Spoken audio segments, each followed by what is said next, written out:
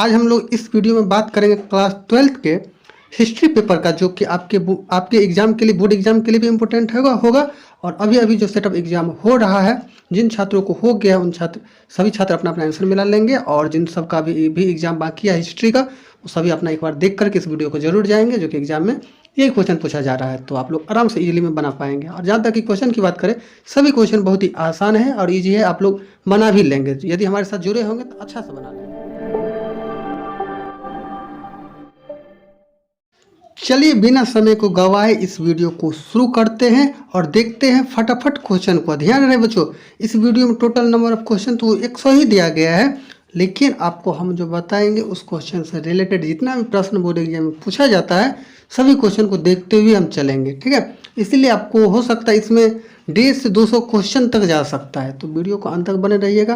15 से 20 मिनट का total video हो सकता है।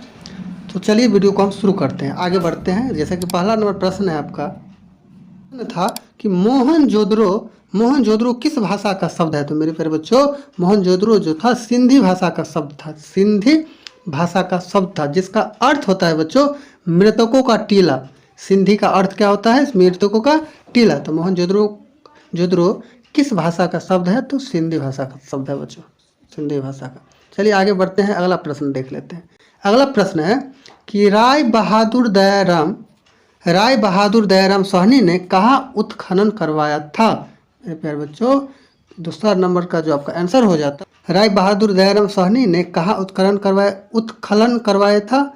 तो हड़प्पा में बच्चों। कब करवाया था ये भी कभी कभी पूछ लिया जाता है, तो आप कहेंगे 1921 से 22 के दौरान। चलिए आगे बढ़ते हैं। 3 नंबर प्रश्न है, हड़प्पा सभ्यता किस युग की सभ्यता है बच्चों। हड़प्पा सभ्यता किस युग की सभ्यता है। तो इसका राइट आंसर हो जाएगा आपका ऑप्शन नंबर डी, कांस्य युग का सभ्यता है। हड़प्पा सभ्यता किस युग का सभ्यता है? तो कांस्य युग का सभ्यता है बच्चों। चलिए अगला प्रश्न देख लेते हैं।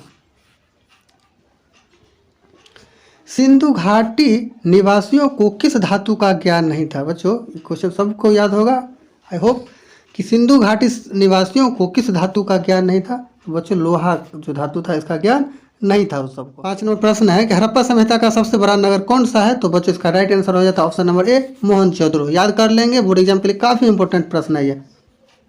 हड़प्पा सभ्यता का सबसे बड़ा नगर कौन सा है? तो मोहनजोदड़ो। हम 2 बार इसलिए बोल देते हैं कि आपको रिपीट हो जाए। चलिए अगला क्वेश्चन देख लीजिए। 6 नंबर प्रश्न था कि मोहनजोदड़ो किस नदी के किनारे स्थित है बच्चों। मोहनजोदड़ो किस नदी के किनारे स्थित है। तो मोहनजोदड़ो जो है सिंध नदी के किनारे स्थित है, सिंधु नदी के किनारे स्थित है। किस नदी के किनारे स्थित है? सिंधु नदी के किनारे स्थित है, जो सक्खर जिला में स्थित है। चलिए आगे बढ़ते हैं। 7 नंबर प्रश्न है कि हड़प्पा किस नदी के किनारे स्थित है बच्चों। 7 नंबर प्रश्न है कि हड़प्पा किस नदी के किनारे स्थित है। सबको पता होगा ये रावी नदी के किनारे स्थित है, रावी नदी के किनारे स्थित है। हड़प्पा किस नदी के किनारे स्थित है? तो रावी नदी के किनारे स्थित है। ओके बच्चों, चलिए आगे बढ़ते हैं। 8 नंबर प्रश्न है कि अशोक के किस शिलालेख से कलिंग विजय का पता चलता है। अशोक के किस शिलालेख से कलिंग विजय का पता चलता है बच्चों। इसका राइट आंसर हो जाता है ऑप्शन नंबर डी, 13वें शिलालेख से पता चलता है। ठीक है बच्चों, चलिए अगला प्रश्न देख लेते हैं। 9 नंबर प्रश्न है कि समुद्रगुप्त का वर्णन किस अभिलेख में है। समुद्रगुप्त का वर्णन किस अभिलेख में है मेरे प्यारे बच्चों।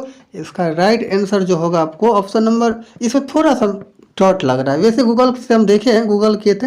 इसका राइट आंसर आपको बी हो जाएगा। ठीक है बच्चों, फिर भी देख लीजिएगा, यदि आपको लगे कुछ और तो आप कमेंट बॉक्स में डाल सकते हैं इसका राइट आंसर। ओके, चलिए अगला प्रश्न देख लेते हैं। 10 नंबर प्रश्न है कि इंडिका की रचना किसने की। इंडिका की रचना किसने की। तो मेरे प्यारे बच्चों, इंडिका की जो रचना करने वाले थे मेगास्थनीज थे। ऑप्शन नंबर 20 का राइट आंसर हो जाएगा मेगास्थनीज। ठीक है, चलिए 11 नंबर प्रश्न देख लेते हैं। फटाफट देख लेते हैं क्योंकि वीडियो बहुत बड़ा हो जाता है, इसलिए हम चाह रहे हैं कि थोड़ा शॉर्ट में लाएं और ज़्यादा से ज़्यादा क्वेश्चन को कराएंगे। ठीक है, 11 नंबर प्रश्न है बिंदुसार किसका पुत्र था। तो बच्चों इसका राइट आंसर हो जाता है चंद्रगुप्त मौर्य का। किसका? चंद्रगुप्त मौर्य का। याद रखिएगा कि बिंदुसार किसका पुत्र था? चंद्रगुप्त मौर्य का। कभी कभी एग्जाम पूछ देता चंद्रगुप्त मौर्य का पुत्र का क्या नाम था, तो आप कहिएगा बिंदुसार, बस उल्टा है। तो बिंदुसार किसका पुत्र था? चंद्रगुप्त मौर्य का। चंद्रगुप्त मौर्य को कौन नहीं जानता है। चलिए आगे बढ़ते हैं। जो 12 नंबर प्रश्न है कि चंद्रगुप्त मौर्य ने किस वंश को पराजित कर गद्दी हासिल किया? तो मेरे प्यारे बच्चों इसका right answer option number A Nanda वंश हो जाता। मेरे प्यारे बच्चों राजा धनानंद था जिसको पराजित करके चंद्रगुप्त मौर्य ने गद्दी हासिल किया था। तो चलिए अगला नंबर प्रश्न देखिए। 13 नंबर प्रश्न है कि अंगुत्तर निकाय किस धर्म का ग्रंथ है? अंगुत्तर निकाय किस धर्म का ग्रंथ है? तो ये जो है अंगुत्तर निकाय किस धर्म का ग्रंथ है बच्चों? तो इसका राइट आंसर हो जाता है ऑप्शन नंबर ए बौद्ध ग्रंथ का बच्चों। अगला नंबर प्रश्न देखिए। लिखा मगध की राजधानी कहाँ थी? मेरे प्यारे बच्चों यहाँ पर आपको कन्फ्यूजन हो सकता होगा आप लोगों को कि कहीं कहीं देखते हैं कि राजगिरी दिया है, राजगृह या कहीं कहीं पाटलिपुत्र। कन्फ्यूजन नहीं होना है आप लोगों को, ध्यान रहे इसका right answer option number A ही होगा, राजगृह होगा। मतलब मगध की जो राजधानी है कहाँ है? राजगृह ही था। बाद में जगह ट्रांसफर होकर के मतलब ये हुआ था पाटलिपुत्र हुआ था, इसलिए आप लोगों को पूछा है ना कि कहाँ था, तो राजगृह था। ऑप्शन नंबर ए ही बिल्कुल राइट आंसर होगा, कन्फ्यूज नहीं करिएगा, 14 का ए होगा आंसर। चलिए आगे बढ़ते हैं। 15 नंबर प्रश्न है कि नालंदा महाविहार किसने बनवाया था? नालंदा महाविहार किसने बनाया था बच्चों? तो इसका राइट आंसर हो जाता है ऑप्शन नंबर सी कुमारगुप्त ने। नालंदा महाविहार किसने बनाया था? तो कुमारगुप्त ने बनाया था। चलिए आगे बढ़ते हैं। 16 नंबर प्रश्न है कि अर्थशास्त्र के लेखक कौन है? अर्थशास्त्र के लेखक कौन है? तो बच्चों इसका राइट आंसर कौटिल्य हो जाता ऑप्शन नंबर सी। ठीक है आगे बढ़ते हैं। 17 नंबर प्रश्न था कि महाभारत की रचना किस भाषा में हुई थी? तो संस्कृत भाषा में हुई थी। महाभारत की रचना किस भाषा में हुई थी? संस्कृत भाषा में हुई थी बच्चों।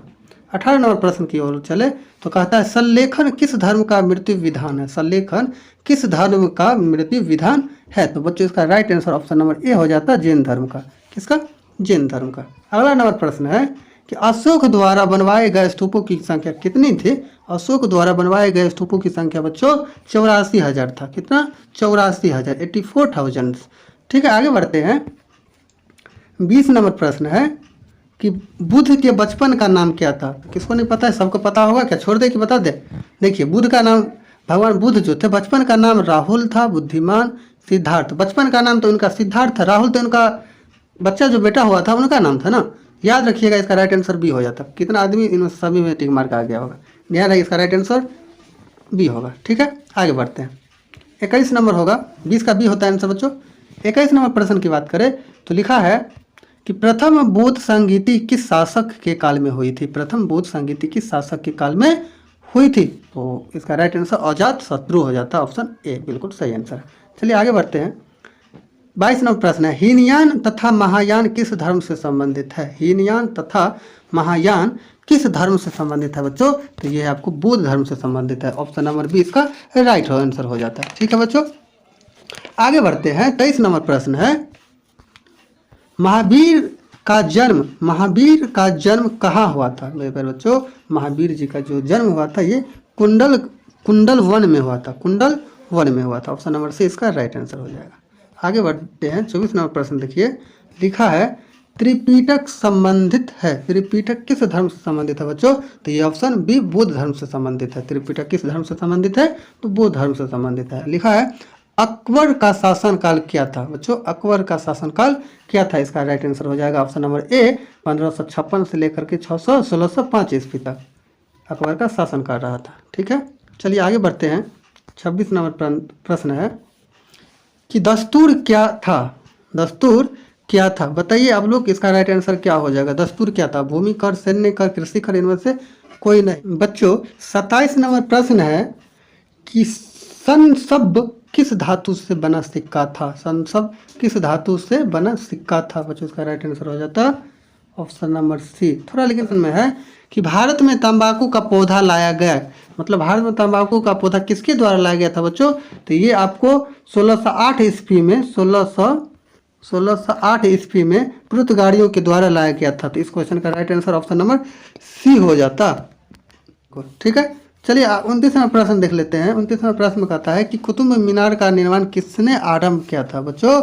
कुतुब मीनार का जो आरंभ करने वाले थे ये option number C Qutubuddin Aibak थे जो आरंभ किए थे। कब किए थे आरंभ वो भी आप लोग याद कर सकते हैं, कर लीजिएगा।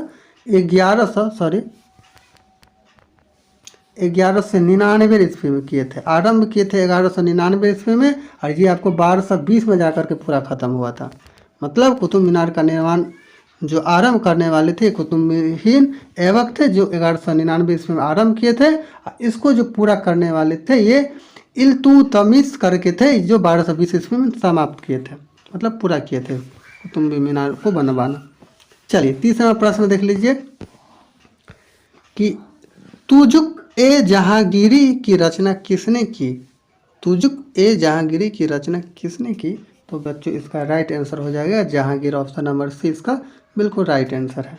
ठीक है, चलिए आगे बढ़ते हैं। 31वां प्रश्न में देखते हैं, लिखा है कि ताजमहल का निर्माण किसने करवाया था। ताजमहल का निर्माण बच्चों किसने करवाया था, आप लोग कमेंट करके बता सकते हैं। तो फिलहाल हम बता दें इसका राइट आंसर डी हो जाएगा, शाहजहां। ताजमहल का निर्माण करवाने वाले शाहजहां थे। आप लोगों को पता है मुमताज़ उनकी पत्नी थी, उनको याद के लिए मुमताज़ के जाने के बाद शाहजहां ने उनके यादगार के लिए याद करने के लिए समझिए कि ताजमहल का निर्माण करवाए थे। ओके, चलिए आगे बढ़ते हैं। 32वां प्रश्न देख लेते हैं। 32वां प्रश्न है बच्चों कि मुगल दरबार में अभिवादन के कौन से तरीके थे। मुगल दरबार में अभिवादन के कौन से तरीके थे बच्चों, ये आपको कोरनिस ये भी था, सिजदा भी था, पायबूस भी। बच्चों इसका राइट आंसर ऑप्शन डी हो जाता है, इनमें से सभी। ठीक है, देख लीजिएगा अपना, पूरा सही है। 33वां प्रश्न की बात करें मेरे प्यारे बच्चों, लिखा है सिखों के 10वें गुरु कौन थे। बच्चों सिखों को जो 10वें गुरु थे ये गुरु गोविंद सिंह थे, ऑप्शन नंबर डी बिल्कुल राइट आंसर हो जाता है इस प्रश्न का। आगे बढ़ते हैं। अगला नंबर प्रश्न है 34 नंबर कि लिखा है खालसा पंथ की स्थापना किसने की। बच्चों खालसा पंथ की जो स्थापना करने वाले थे ये गुरु गोविंद सिंह ही थे, गुरु गोविंद सिंह ही किए थे। कब किए थे, 13 अप्रैल 1699 को, मतलब 13 अप्रैल 1699 ईस्वी को बच्चों। चलिए आगे बढ़ते हैं। लिखा है जामा मस्जिद कहाँ है। बच्चों जामा मस्जिद सभी को पता होगा ये दिल्ली में है। कहाँ है, दिल्ली में है। आपको बता दे जामा, एक क्वेश्चन इससे रिलेटेड और भी पूछा जाता है कभी कभी कि जामा मस्जिद का एक्चुअल मतलब वास्तविक नाम क्या है। तो इसका वास्तविक नाम है जामा ए जहानुमा करके इनका वास्तविक नाम है। ठीक है, चलिए अगला प्रश्न देख लेते हैं। 36वां प्रश्न है कि जहांगीर का शासनकाल कब तक था। बच्चों जहांगीर का जो शासनकाल था ये आपको 1605 से लेकर के 1627 ईस्वी तक था। 1605 से लेकर के 1627 ईस्वी तक था। ठीक है, चलिए 37वां प्रश्न देख लेते हैं कि घाघरा के युद्ध में बाबर ने किसे पराजित किया। घाघरा के युद्ध में बाबर ने महमूद लोदी को पराजित किया था। ठीक है बच्चों, इसका राइट आंसर सी होता है आपको। चलिए आगे बढ़ते हैं। डी 1576 ईस्वी में, याद रखिएगा आपको कब लड़ा गया था, तो 18 जून 1576 ईस्वी में। ठीक है, हल्दी घाटी का युद्ध कब लड़ा गया था, तो 18 जून 1576 ईस्वी में बच्चों। 38 नंबर का ऑप्शन डी है, इसका बिल्कुल राइट आंसर हो जाता है। 39वां प्रश्न है कि तानसेन किसके दरबार के प्रख्यात गायक थे। तानसेन किसके दरबार के प्रख्यात गायक थे बच्चों, तो ये अकबर के थे। ठीक है, आगे बढ़ते हैं, याद रखिएगा आप लोग। 40वां प्रश्न देख लीजिए। 40वां प्रश्न है कि तालीकोट का युद्ध कब हुआ था। तालीकोट का युद्ध कब हुआ था बच्चों, ये 23 जनवरी 1565 ईस्वी में हुआ था। 23 जनवरी 1565 को हुआ था बच्चों। तो इसका right answer option number B हो जाता है। ठीक है, चलिए बच्चों 41वां प्रश्न देख लेते हैं। 41वां प्रश्न है विजयनगर साम्राज्य की स्थापना कब हुई थी। तो आपको बता दें विजयनगर साम्राज्य की जो स्थापना हुई थी बच्चों ये 1336 ईस्वी में हुई थी। 1336 ईस्वी में हुई थी बच्चों। चलिए अगला नंबर प्रश्न देख लेते हैं। 42वां प्रश्न है कि तेनालीराम का संबंध किस राज्य से है। तेनालीराम का संबंध किस राज्य से है बच्चों, तो इसका राइट आंसर हो जाता है विजयनगर से, विजयनगर से। ठीक है, ऑप्शन नंबर ए सही हो जाता है। अगला नंबर प्रश्न देख लेते हैं। 43वां प्रश्न, आमुक्त मल्लयाद किसने लिखा है? तो इसका राइट आंसर होता है ऑप्शन नंबर डी, कृष्णदेव राय। कृष्णदेव राय इसका बिल्कुल राइट आंसर हो जाता है बच्चों। अगला नंबर प्रश्न देख लेते हैं। 44 नंबर प्रश्न है कि गोपुरम से आप क्या समझते हैं? गोपुरम से आप क्या समझते हैं बच्चों? इसमें कंफ्यूज नहीं करिएगा, इसका बिल्कुल राइट 100% सही आंसर है कि ये मंदिर का प्रवेश द्वार होता है। गोपुरम से आप क्या समझते हैं? तो ये एक मंदिर का प्रवेश द्वार होता है। ठीक है, चलिए आगे बढ़ते हैं। किससे संबंधित? उसके गेट पर लटकाया जाता था इसलिए बोला। चलिए 45वां प्रश्न है, ये आपको थ्योरी वाला जो सब्जेक्टिव क्वेश्चन आपको बताएंगे ना, तो वहाँ पे डिटेल में और समझाएंगे हम आपको। चलिए, तो 45वां प्रश्न है कि विजयनगर की यात्रा करने वाला पहला विदेशी यात्री कौन था? विजयनगर की यात्रा करने वाला पहला विदेशी यात्री कौन था बच्चों? तो ये है। अगला नंबर प्रश्न देख लेते हैं। 46वां प्रश्न में क्या है कि अफनासी निकितीन किस देश का निवासी था? अफनासी निकितीन किस देश का निवासी था बच्चों? तो ये आपको रूस का था। ऑप्शन नंबर बी सी इसका राइट आंसर होता है, रूस का। अगला नंबर प्रश्न देखिए, लिखा है तुलुम वंश का संस्थापक कौन था? तुलुम वंश का संस्थापक कौन था बच्चों? तो तुलुम वंश का जो संस्थापक था ये आपको ऑप्शन नंबर ए वीर नरसिंह राय थे। वीर नरसिंह राय थे बच्चों। ठीक है, ध्यान रखिएगा कि लिखा तुलुम वंश का संस्थापक कौन था, तो यहाँ पे आपको नरसा नायक देते तो उसमें आप पहले टिक लगाते, फर्स्ट प्रियोरिटी उसी को देते। जो ऑप्शन में है नहीं तो आपको इसी में टिक लगाना था। ठीक, चलिए आगे बढ़ते हैं। को इसका राइट आंसर मारते आप कहाँ? 1986 में। ऑप्शन में यदि 1985 देता तो बिल्कुल है कि आपको इसी में टिक मारना था। ठीक, चलिए यही होता। अगला नंबर प्रश्न देख लीजिए। 49वां प्रश्न, प्रसिद्ध विरूपाक्ष मंदिर कहाँ स्थित है? प्रसिद्ध विरूपाक्ष मंदिर कहाँ स्थित है बच्चों? तो ये आपको हम्पी में स्थित है। कहाँ स्थित है? तो हम्पी में स्थित है। ठीक है, अगला नंबर प्रश्न देखिए, और इस वीडियो का लास्ट प्रश्न है बच्चों, क्योंकि आगे हम नहीं बता पाएंगे इसलिए कि बहुत बड़ा वीडियो हो जाता है, हो गया है, इसलिए हम कि इतना ही तक इस वीडियो में रखते हैं, इतना ही प्रश्न। हाँ, अगला प्रश्न जो है आपको नेक्स्ट वीडियो में बना के और इस वीडियो का डिस्क्रिप्शन में उसका लिंक डाल दिया जाएगा और वहाँ से आप लोग देख पाएंगे। ठीक है, तो चलिए देख लेते हैं इस वीडियो को। इस वीडियो का लास्ट प्रश्न क्या है?